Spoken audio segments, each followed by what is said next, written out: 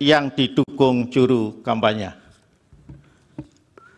Bahwa dari sisi hukum positif mengenai pemilu saat ini, pola komunikasi pemasaran juru kampanye yang melekatkan citra dirinya kepada kandidat atau pasangan calon tertentu bukanlah tindakan yang melanggar hukum. Namun, endorsement atau perlekatan citra diri demikian sebagai bagian dari teknik komunikasi persuasif potensial menjadi masalah etika manakala dilakukan oleh seorang presiden yang notabene dirinya mewakili identitas negara, di mana seharusnya presiden bersangkutan berpikir, bersikap, dan bertindak netral dalam ajang kontestasi pemilih pasangan presiden dan wakil presiden yang akan menggantikan dirinya sebagai kepala negara sekaligus kepala pemerintahan. Bahwa kedudukan presiden di Indonesia sendiri menurut Mahkamah memang dilematis antara posisinya sebagai kepala eksekutif atau pemerintahan hasil pemilihan umum, sebagai kepala negara simbol kedaulatan negara, sebagai kader dari partai politik yang mengusungnya dalam pemilihan umum, sekaligus sebagai warga negara Indonesia yang secara asasi mempunyai hak berpolitik antara lain mewujud dalam bentuk mendukung atau tidak mendukung calon atau kandidat tertentu. Bahwa menurut Mahkamah mutlak diperlukan kerelaan presiden petahana untuk menahan atau membatasi diri dari penampilan di muka umum yang dapat diasosiasikan atau dipersepsikan oleh masyarakat sebagai dukungan yang bagi yang salah satu kandidat atau pasangan calon dalam pemilu. Kesediaan atau kerelaan presiden yang demikian, serta kerelaan para petahana di level masing-masing yang menghadapi kemiripan situasi dengan posisi kondisi Pilpres tahun 2024 ini, inkasu petahana kepala daerah, merupakan faktor utama bagi terjaganya serta meningkatnya kualitas demokrasi di Indonesia. Bahwa namun kerelaan adalah wilayah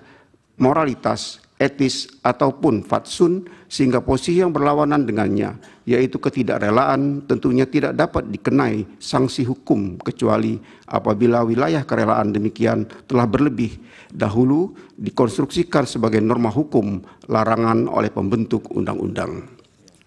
Bahwa berdasarkan fakta hukum serta indikasi yang terungkap dalam persidangan sebagaimana diuraikan di atas, Mahkamah tidak menemukan landasan hukum untuk dilakukannya tindakan terkait dengan ketidaknetralan presiden yang mengakibatkan keuntungan bagi pihak terkait.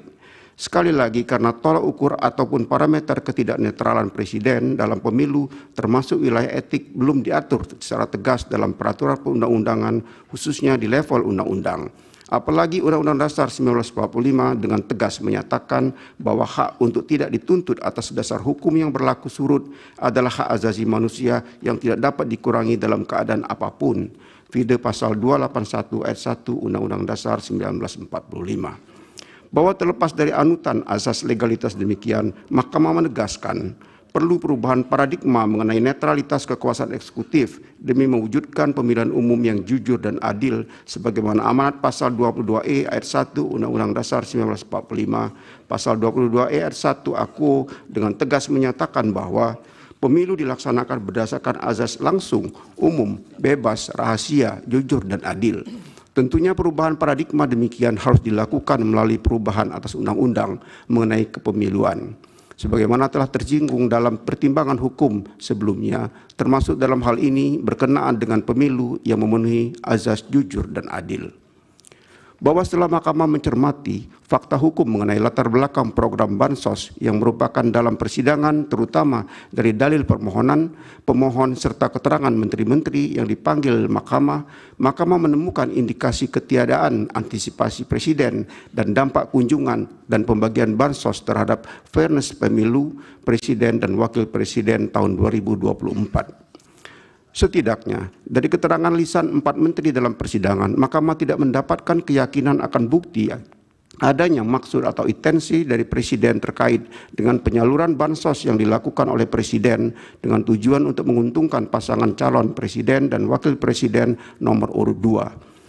Oleh karena itu, menurut Mahkamah, tindakan presiden belum dapat dikategorikan sebagai pelanggaran terhadap hukum positif. Terlebih, dalam persidangan Mahkamah tidak menemukan bukti-bukti yang meyakinkan Mahkamah adanya korelasi dan hubungan kausalitas antara penyaluran bansos dengan pilihan pemilih.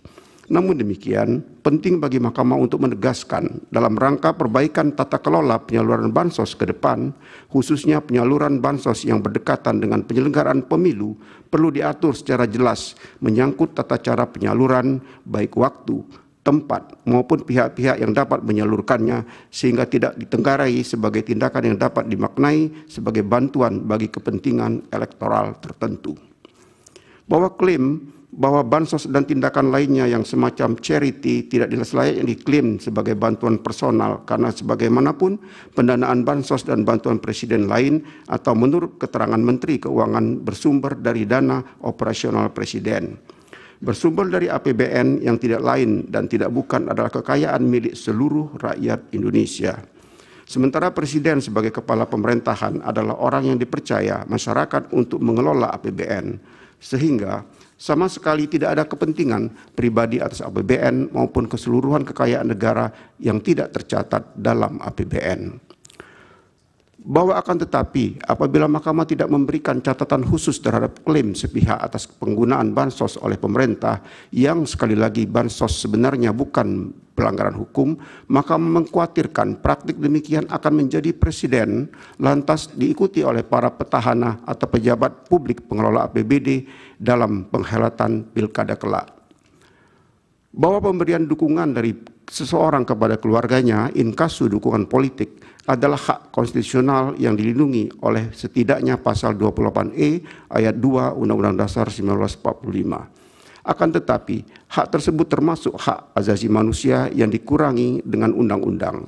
Dalam situasi tertentu, Undang-Undang Dasar 1945 memberikan pembatasan justru agar kebebasan pemenuhan hak konstitusional tersebut tidak membentur, merugikan, atau menjadi sumber nestapa bagi pemenuhan hak konstitusional orang lain. PD pasal 28J ayat 1 dan ayat 2 Undang-Undang Dasar 1945.